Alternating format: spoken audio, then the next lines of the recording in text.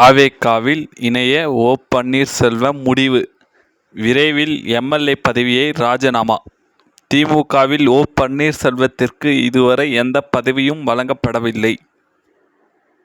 அ.தி.மு.க.வில் இருந்து வெளியேற்றப்பட்ட ஓ. பன்னீர்செல்வம், தமிழக முன்னாள் முதலமைச்சரும் முன்னாள் அ.தி.மு.க.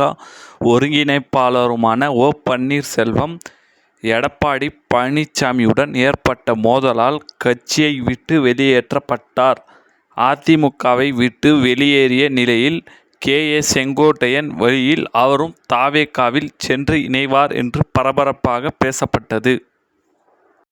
ஆனால், சட்டசபை தேர்தலுக்கு முன்பு தமிழகத்தில் ஆளுங்கட்சியாக இருந்த தி.மு.க., ஓ. பன்னீர்செல்வத்தை தங்கள் பக்கம் இழுத்தது.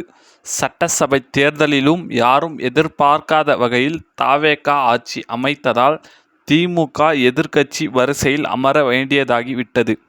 தி.மு.க.வில் கடந்த பிப்ரவரி மாதமே ஓ. பன்னீர்செல்வம் இணைந்த நிலையில், இதுவரை அவருக்கு எந்த பதவியும் வழங்கப்படவில்லை. தேர்தலில் தி.மு.க.வும் தோல்வி அடைந்ததால், அடுத்து என்ன செய்வது என்று ஓ. பன்னீர்செல்வம் யோசித்து வருகிறார்.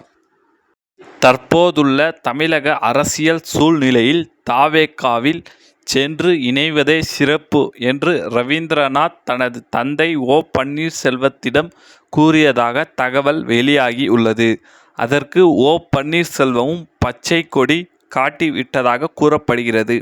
அதனைத் தொடர்ந்து அடுத்த கட்ட நடவடிக்கையாக த.வே.க. பொதுச் செயலாளரும் அமைச்சருமான புஷி ஆனந்த், அமைச்சர் ஆதவ் அர்ஜுனா ஆகியோரிடம் ரவீந்திரநாத் பேச்சுவார்த்தை நடத்தி உள்ளதாக தெரிகிறது.